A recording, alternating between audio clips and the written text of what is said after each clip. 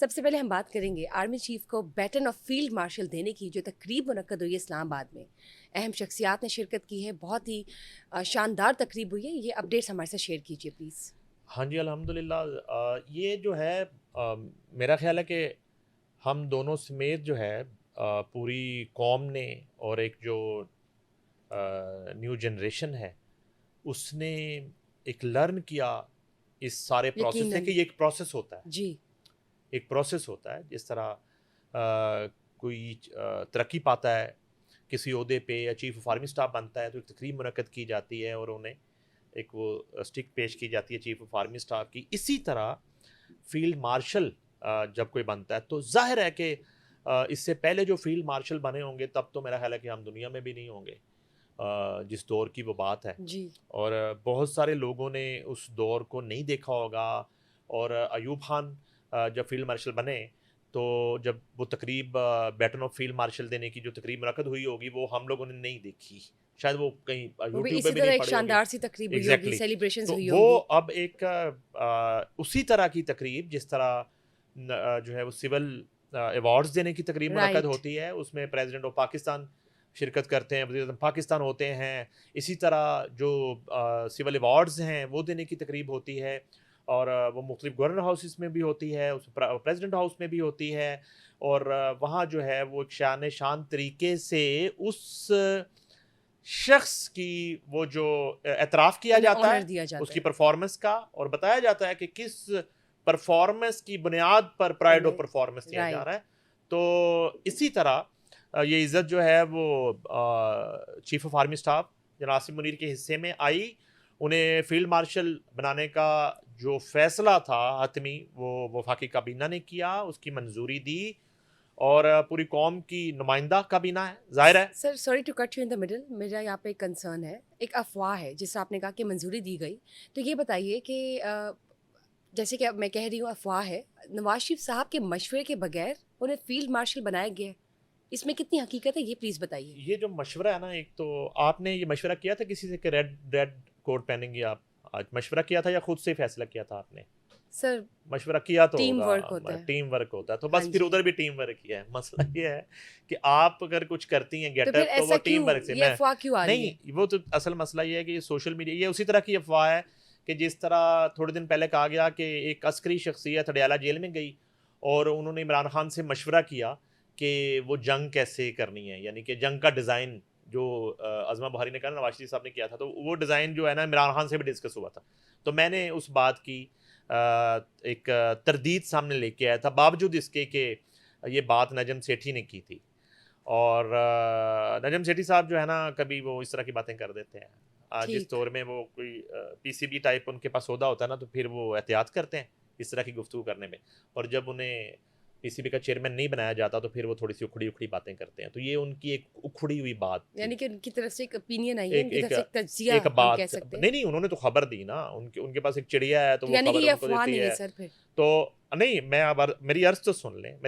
لیں. یہ جو آپ نے افواہ سن لی کہ نواز شریف صاحب کی مرضی کے بغیر یہ سارا کچھ ہو گیا, تو نواز شریف صاحب تو اس تقریب میں موجود تھے. یہ تو ہے, وہ موجود تھے, ایک جانب تو وہ اور موجود ہے, وہ موجود تھے. ان کے بائیں جانب جو ہے وہ بلاول بھٹو زرداری کھڑے تھے, دائیں جانب جو ہے اسپیکر قومی اسمبلی یاز صادق کھڑے تھے, اور وزرائے اعلیٰ تھے, مریم نواز تھیں, اور اس کے علاوہ کابینہ کے تمام اراکین تھے, اور بڑا شان طریقے سے یہ تقریب منعقد ہوئی ہے. اچھا, دوسری بات یہ ہے کہ پرائم منسٹر تو میاں شہباز شریف ہیں, ٹھیک ہے, اور انہوں نے مشورہ کرنا ہے اپنی کابینہ سے اس طرح کے کسی بھی بڑے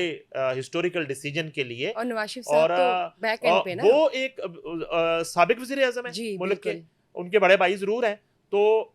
وہ کوئی باضابطہ ان سے مشورہ کرنا ریکوائرمنٹ نہیں ہے کہ باضابطہ ان کی رائے لی جائے, باضابطہ انہیں آن بورڈ کیا جائے. اور یہ کیسے ممکن ہے, یہ کیسے ممکن ہے کہ شہباز شریف نے ان سے مشورہ نہ کیا ہو, لوپ میں نہ رکھا ہو, اور اس طرح سے میں کہتا ہوں کہ اس والے دیکھیں, اس والی جو ایک کوارڈینیشن یا لوپ کی بات کریں گی تو اس میں تو مریم نواز کا بھی مشورہ شامل ہے. اب میں آپ کو بتاتا ہوں, اور وہ تو اپنے فادر کی مشاورت کے بغیر تو نہیں چلتی. اب سن لینا, اس میں مریم نواز کا بھی مشورہ شامل ہے, اور پنجاب حکومت کے جتنے اہم فیصلے ہیں جو مریم نواز لے رہی ہوتی ہیں اس میں نواز شریف صاحب کا مشورہ شامل ہوتا ہے, اور باقاعدہ وہ میٹنگز کا حصہ بنتے ہیں. جو پنجاب کے حوالے سے میٹنگز مختلف بلائی جاتی ہیں, وہ تعمیری جو میٹنگز ہیں ان سے لے لیں, بیوروکریسی کی میٹنگز لے لیں, پولیس کی میٹنگز لے لیں, نواز شریف صاحب بیٹھے ہوتے ہیں. تو اگر مریم نواز موسٹلی جو بڑے پروجیکٹ ہیں وہ اپنے father ex prime minister of Pakistan کے مشورے سے کرتی ہیں, اور اس جو فیصلہ ہے اس میں مریم نواز کا بھی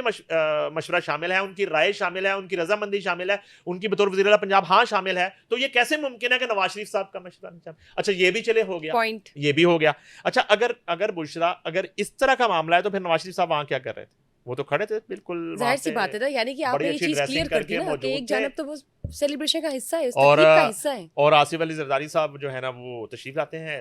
پرائم منسٹر ساتھ کھڑے ہوتے ہیں شہباز شریف, اور وہ جو ہے وہ بیٹن آف فیلڈ مارشل ان کو پیش کرتے ہیں جناب عاصم منیر کو, اور عاصم منیر صاحب سلوٹ مارتے ہیں, اور اس کے بعد جو ہے نا وہ ہینڈ شیک ہوتا ہے, اور خوشی خوشی اس کے بعد وہ ڈنر ہوتا ہے, ایگزیکیوشن ہوتی ہے ہنستے کھیلتے, اور اس کے بعد سپہ سالار جو ہیں وہ کچھ گفتگو کرتے ہیں غیر رسمی,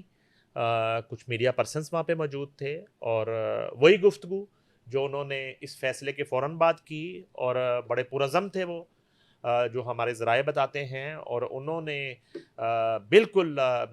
اس طرح کا جو فتنے ہیں, اور ایک جو فتنہ ہند بھی ہے, اور ایک جو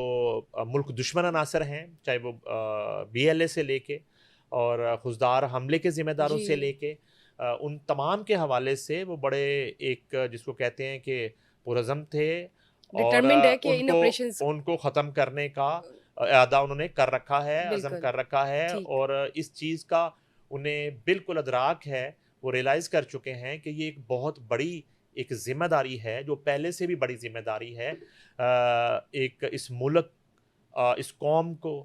محفوظ بنانے کی, اور خطے میں امن کے قیام کی, اور ایک رسپیکٹیبل طریقے سے اس خطے میں عزت کے ساتھ برابری کی سطح پہ ایک ملک کو جو ہے وہ لے کے چلنے کی. یقیناً, اور اس پروموشن کے بعد فیلڈ مارشل بننے کے بعد, جس آپ نے بتایا کہ ان کی ذمہ داریاں ان پر ڈبل پریشر ہے, تو انہوں نے پاکستان کی